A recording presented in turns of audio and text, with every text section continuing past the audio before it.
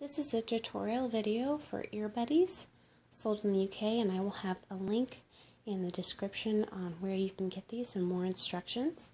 The instructions that the company does are very well done, easy to follow, but if you're like me, you also like a visual reference to see it step by step. So when you get your kit, this is the kit right here. It will have the hat of your choice or cover.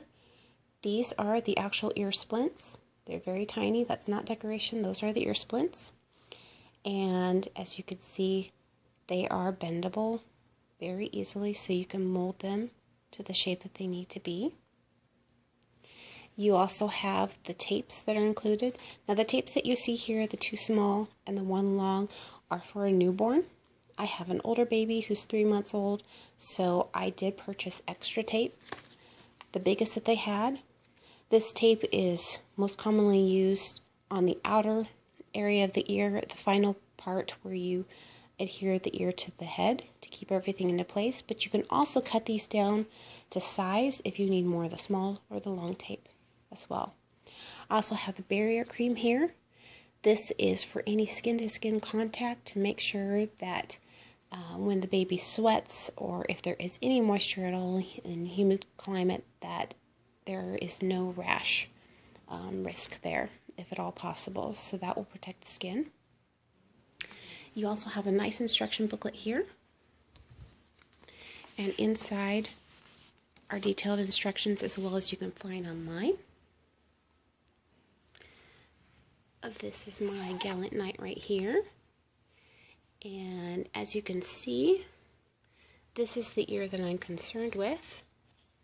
The other ear is completely normally shaped. It does stick out at the tip and at the lobe, so you would call that the bat ear or sticky outy ear on that side, maybe a little bit, but it is a completely normal shape. However, I will have to tape both ears for them to be symmetrical, because otherwise this one would stick out further from the head than this one when I'm done.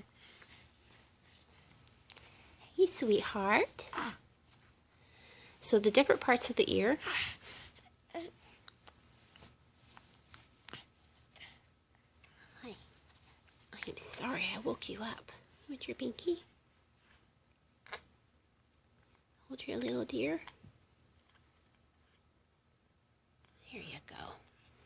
So this ear, you can see at the very tip, the helix or the rim is flattened out and elongated. Zoom in there.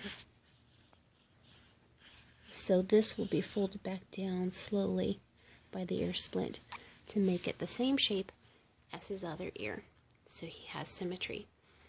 The different parts of the ear that they talk about, this is the rim or the helix. Over this side. This is the anti-helix and the cul-de-sac area. And inside here is the goalie, where the splint will lay. Alright, so those are all the parts. The next video will be the actual splinting process. I have everything prepped. He just had his bath, made sure that there was no dead skin, no grease on the skin, no oils, so everything will adhere properly. I also need to prep my hands to make sure they are perfectly clean and there are no oils on my hands as well to get in the way of the tape adhering properly. Now you do need to remove the hair where the tape will be. Don't want any tape sticking to the hair because that would be very painful on removal.